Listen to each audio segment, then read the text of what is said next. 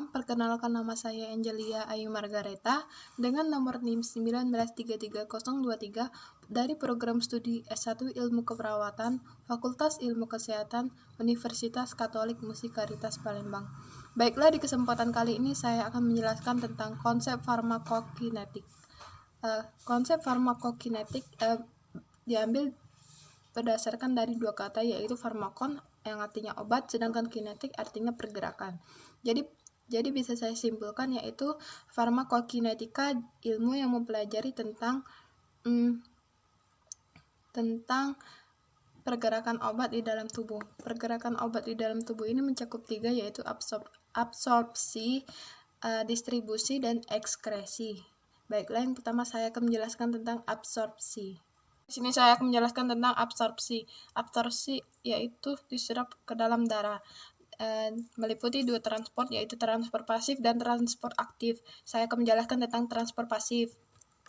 Transport pasif tidak memerlukan energi, sebab hanya dengan proses difusi, obat dapat berpindah dari daerah dengan konsentrasi tinggi ke daerah dengan konsentrasi rendah.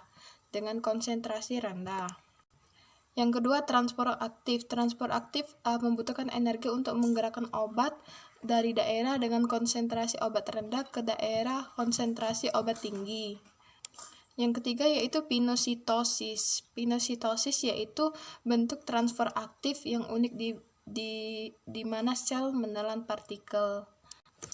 Biasanya terjadi pada obat-obat larut lemak, yaitu seperti vitamin D, vitamin A, vitamin E, dan vitamin K. Faktor yang mempengaruhi penyerapan yaitu ada tiga, yaitu aliran darah ke tempat absorpsi, yang kedua total luas permukaan yang tersedia sebagai tempat absorpsi, dan yang ketiga waktu kontak permukaan absorpsi. Ketiga itu yaitu distribusi. Distribusi adalah proses obat yang dihantarkan dari sirkulasi sistemik dari jaringan ke dalam tubuh.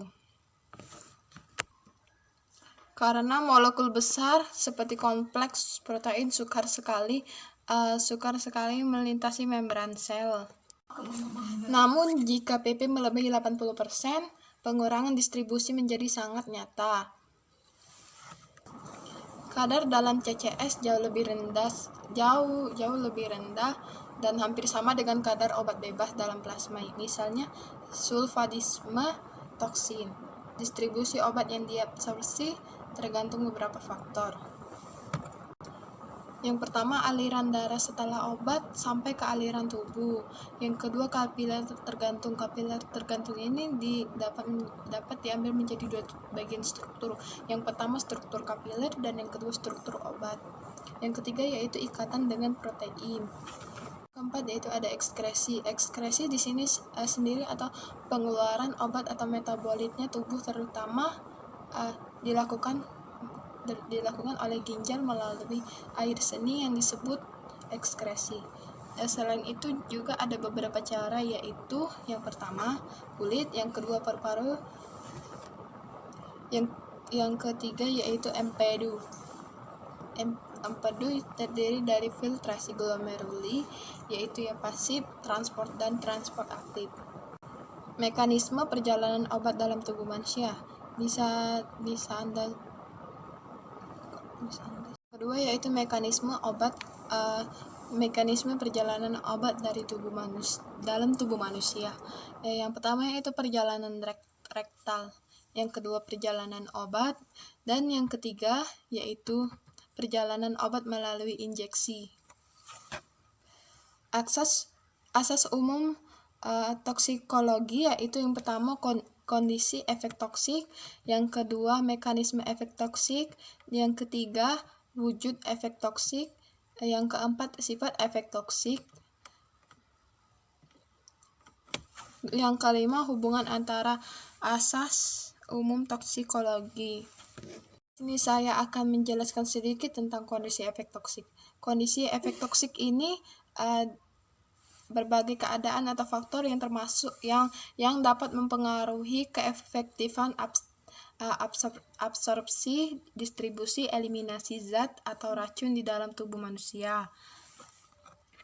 Yang kedua, mekanisme efek toksik. Mekanisme efek toksik ini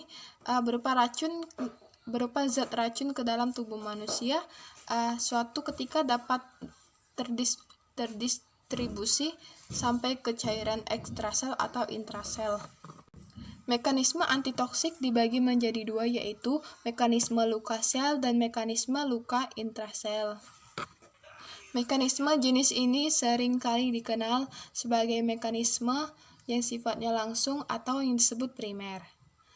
Mekanisme luka ekstrasel terjadi secara tidak langsung, artinya zat beracun ini awalnya itu bereaksi di lingkungan luar sel akibat terjadinya luka dalam sel, karena mekanisme ini disebut juga mekanisme tak langsung atau yang disebut juga dengan sekunder.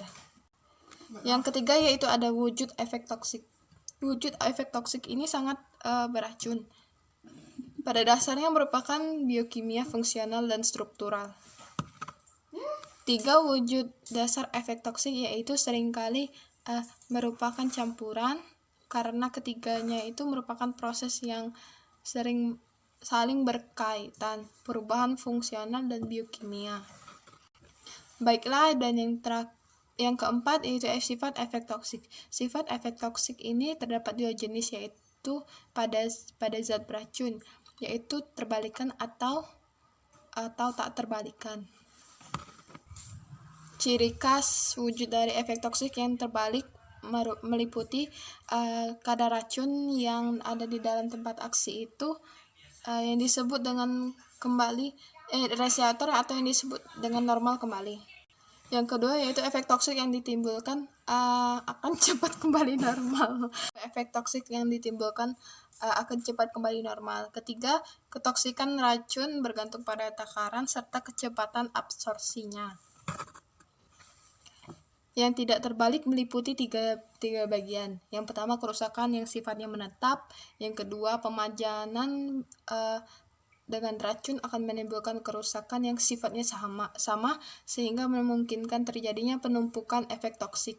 Yang ketiga, pemejaan dengan takaran yang sangat kecil dalam jangka waktu yang panjang menimbulkan efek toksik ini seefektif dengan apa yang ditimbulkan oleh pemejanan racun dengan takaran besar dalam jangka pendek. Antara asas umum toksikologi, hubungannya ini awalnya makhluk hidup terpapar oleh toksikan. Kemudian setelah diabsorpsi dari tempat paparannya, maka toksikan atau metabolit akan terdistribusi ke tempat aksi, yaitu sel sasaran atau reseptor. Efek toksik sendiri yaitu sangat bervariasi dalam sifat, yaitu mencakup organ sasaran maupun mekanisme kerjanya. Itulah sekian video dari saya. Apabila saya kekurangan kata dalam penyampaian, saya mohon maaf.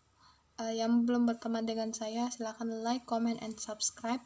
Semoga video ini dapat bermanfaat bagi teman-teman semua. Saya akhiri, selamat malam.